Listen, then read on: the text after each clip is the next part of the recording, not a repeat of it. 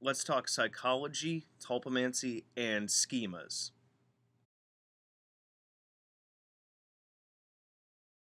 So the aim of this video is to not completely explain, but relate the idea in psychology of schemas to what a tulpa is within the mind.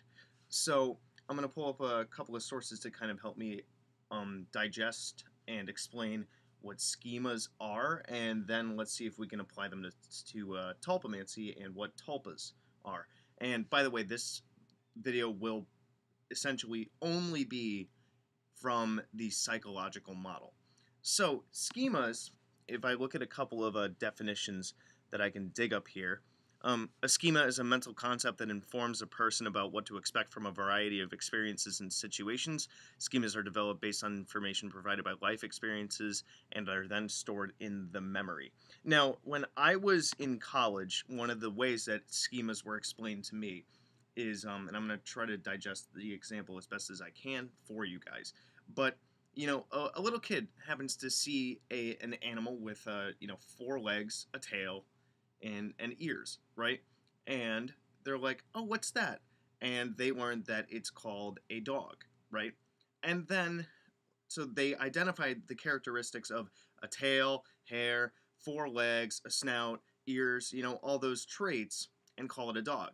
Then, they might see a picture of like a coyote, a fox, or a wolf, and they're like, "Oh, look, it's a dog." And someone's like, "No, that's a coyote, a fox, or a wolf." And the there's a little bit of cognitive dissonance or disagreement in the mind that's like, "Oh, but I thought it was part of this category, but it's actually different." So now I have to create a different schema or category around what this animal is as opposed to what I already thought it was, and thus they create a schema around a given, around in this case both a dog and then a wolf, coyote, or fox. So schemas are essentially a collection of ideas and characteristics and things that are basically put in a box, right?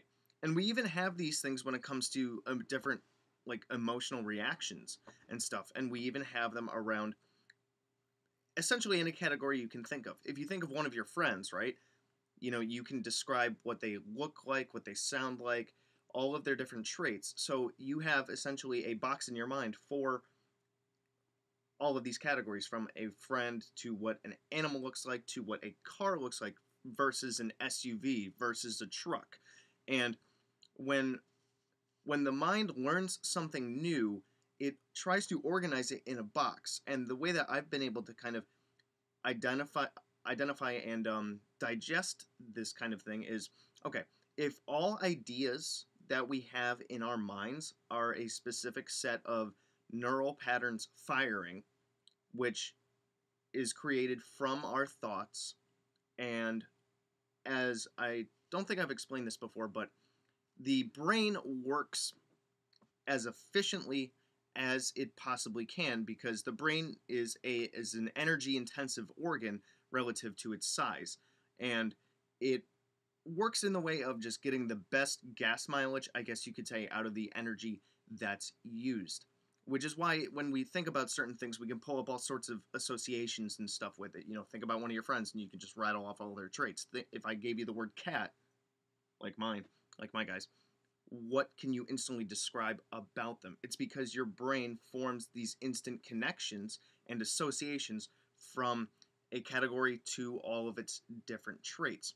So when we think about certain things, there's certain mental patterns that go through and given our associations that we make. So we have certain neural patterns of firing that happen when we bring up certain thoughts. That's why when you think about one situation, that like a situation that you are currently in, your brain actually activates a bunch of previous situations that relate to it, albeit the fact on a subconscious level. And that's one thing I'm probably going to get into later, is going from conscious activity to subconscious activity, which does relate to Tulpamancy. Now I'm going to try not to get too far off topic here, but I didn't exactly make notes for this one because it's one of the main things I've been writing about last night and this morning and a couple of weeks ago when I started this topic in my Tulpamancy book that I'm working on. But so relating this to tulpas, right? When we start to generate a tulpa, a lot of people will start with either building their form, visual representation, or what their personality is, through forcing, which is direct attention towards that idea. Essentially, what you're doing is you are building a complex. This is your name. This is what you look like. You have these personality traits. In these certain situations, you will react like this. In these certain situations, you will react like this. This is what your voice is going to sound like. And when I talk, either out loud or using my mind voice, you talk back. So what we're doing is we're building a whole bunch of associations from our thoughts to what we want the reactions and responses to be, to what their personality traits are, which interplays with how they react to things, and then how they respond to us, and how they respond to both our internal environment and the external environment out here. And what we're doing is we're building a box around the concept of a tulpa, which is identified with their name and all these traits and stuff. And then as this box gets more and more exercised through our Tulpamancy forcing with forced interactions, and then you get the dialogue back and forth once you achieve vocality, it's a self-reinforcing feedback loop in a way, where every time that we activate these thoughts around a tulpa, then it generates this specific neural pattern that then eventually goes from conscious effort to subconscious effort. I guess I'll step into that now.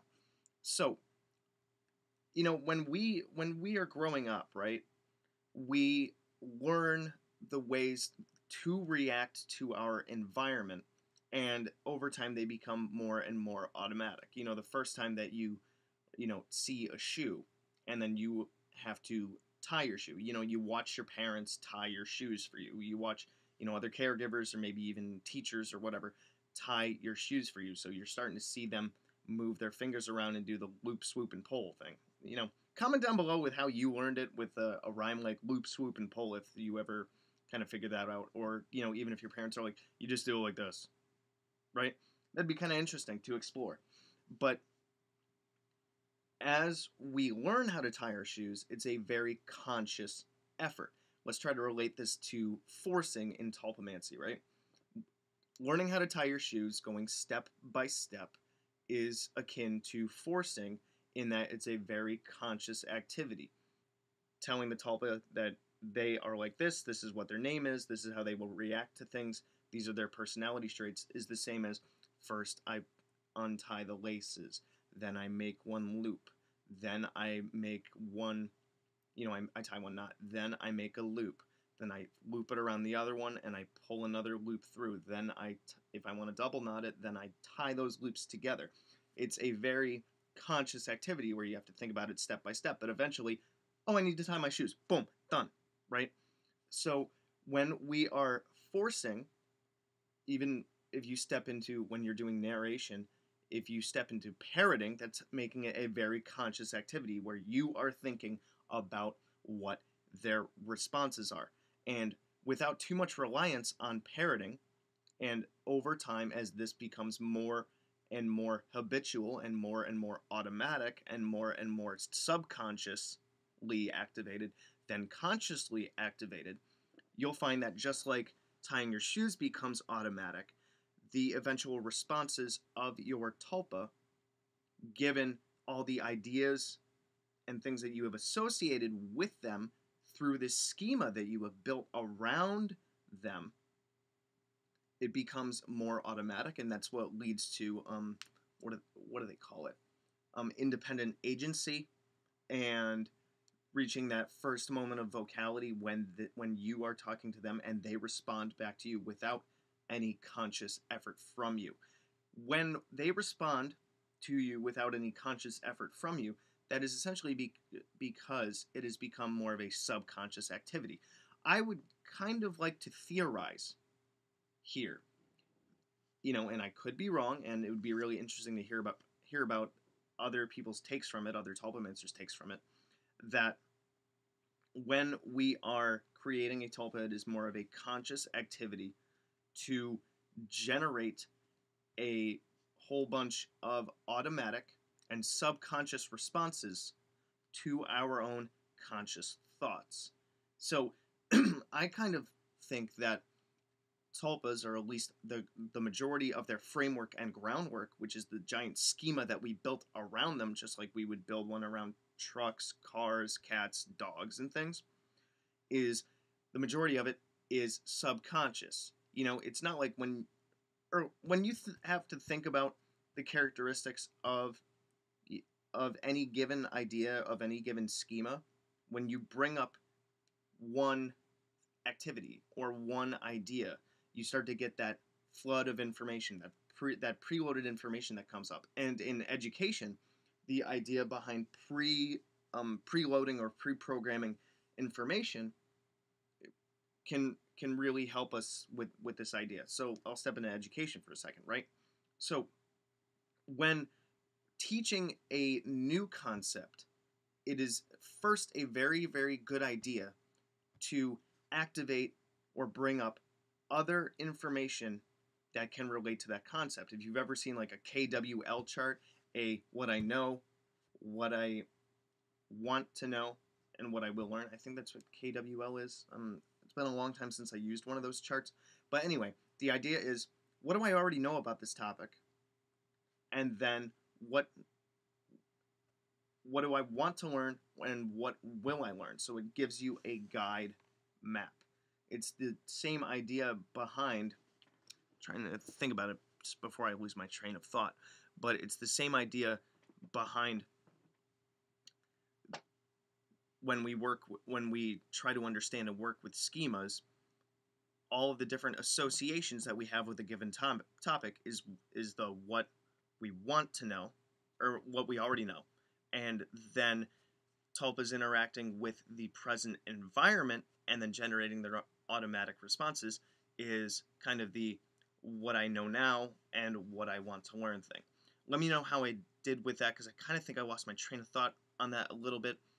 Should probably grab some more coffee at this point. I've been up for a while, didn't have that much sleep, but that's beside the point. So I'm going to try to get back on topic here. So, yeah, essentially, tulpas themselves are schemas that we build that become automatic and responsive to our own internal and external environment, given the thought patterns that we generate around them in terms of their personality, their thoughts, and the environment. So, oh yeah, let me try to relate it a little bit more in terms of not just ideas, but also responses, right? Because the idea that we're trying to go with here is relating to schemas to how tulpas are able to independently act and engage with us and our environment, given all of the basically pre-programming of the schema that we give them, and then the continuing programming that happens over time, which allows them to generate deviation as well as independent agency. So, and we're going to kind of step into like maladaptive stuff here. So, in terms of a discussion of like disorders and mental health and things like that, let's talk about something like anxiety or fears or even PTSD.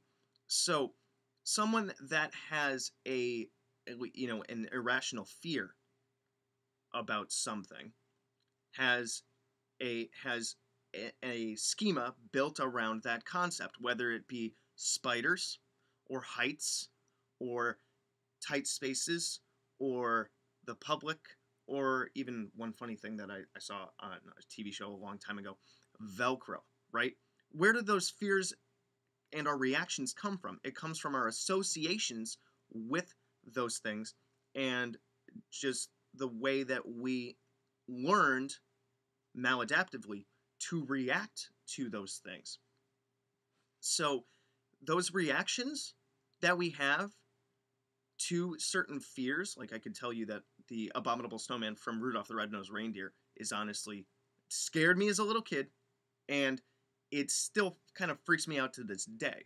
Now, I know, once again, it's more of an irrational fear, but that's because it's built up and reinforced over time through repeated exposure to it, which doesn't necessarily apply to everything, given like PTSD can come from one severe experience, but the reinforced reaction to it. That's why exposure therapy can actually help to change our responses to things like irrational fears that we have, because we are learning to reprogram our responses and our mental associations around that one given thing.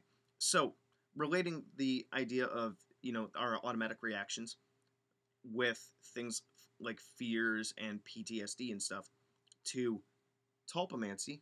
My cat, I think, is chasing a bird out here on the window. It's kind of interesting, kind of funny. Our idea is that just like how we have automatic responses to things like fears and whatnot through the schemas that are built in our brains around those certain things, when we build this schema of all these personality traits and emotional responses, and you will work and word things like this, you will respond like this. These are your personality traits that play into how you talk and how you feel about certain things. It's essentially like we are creating our own mental programming around certain things. So when we have internal dialogue, we have that automatic response that comes from this built-up schema, the same way as if I was to mentally think about the abominable snowman from Rudolph the Red-Nosed Reindeer, the claymation movie, I have an automatic response to it. Might have a hard time sleeping tonight thinking about this junk. But anyway, it's that generation of automatic response. Like, if you think about something that you fear, like heights, and think about the last time that you were at a really high place that made you freak out, you can think about that internal dialogue that you had of, oh my god, I want to get out of here, right? That stuff comes up for you almost automatically, almost instantly. You get that feeling that, whatever it might be an upset stomach, it might be jitters or whatever. That's more of an automatic thing that comes up from your subconscious. In the same way that when tulpamancers communicate with their tulpas, they get that automatic response, that independent agency, that response that comes automatically, which I would like to theorize comes from the subconscious, given that it's not something that we, as the tulpamancer / host / whatever you want to call us / them, that we don't consciously think about, because it's an automatic response that is separate from us. So I know this turned into a little bit of a rant while I was trying to explain it, but once again, I didn't really have a script to it. Depending on different responses that I get to this, I might try to make a second video on it, but that depends on you guys and what questions, comments, complaints, concerns, issues that you may have. Not only can you drop stuff in the comments here, but you can also email me at priestofthenecro@gmail.com. You can find my email in the description. You can also find a link to my Facebook page, Magickology YT, in the description, as well as a link to my author's page. If you don't go through the author's page in the description, you can also find it on my Facebook page, Magickology YT. And yeah, so communicate with me and let's have a talk about this. I really want to generate some more responses and get to meet some other tulpamancers out there. Yeah. So in terms of everything else, I already mentioned my email and stuff. If you guys are interested in my other playlists, I have a playlist on the Simon Necronomicon, which is the main reason why I started this channel in the first place. The General Magic playlist, which goes over magical and pagan basics. I have the Tulpamancy playlist, which you will find could have found this video on. I have my playlist on the metaphysical properties of stones, gods and goddesses of Mesopotamia, the Tree of Life, my random playlist, which mostly is cat videos. I'm trying to think of my other playlists. But yeah, you can find all of those on my channel page. If you are interested in any of my books, I already mentioned my author's page and stuff, but 3 out of the 4 of them, because I haven't brought the other one downstairs yet, they are above my head. I have Magical Theater, the Magical Mechanics, and the Guide to the Spheres and Beyond. My Handy Sigil Magic book, at least the one that I have here for display, is upstairs. Can't remember why I brought it up there, but anyway. Yeah, and if you are interested in learning a little bit more about my books, you can not only check my author's page where there are little links to my videos about my 4 books on there, but you can also check out my books playlist. So yeah, like I said before, questions, comments, complaints, concerns, issues, drop them in the comments or send me an email, which I already told you what it was. For those of you that are always like, "What's your email? I want to talk to you." Watch the video, guys. Well, hopefully if you got to this point, you already did. But anyway, I'm going to grab some more coffee. Good hunting.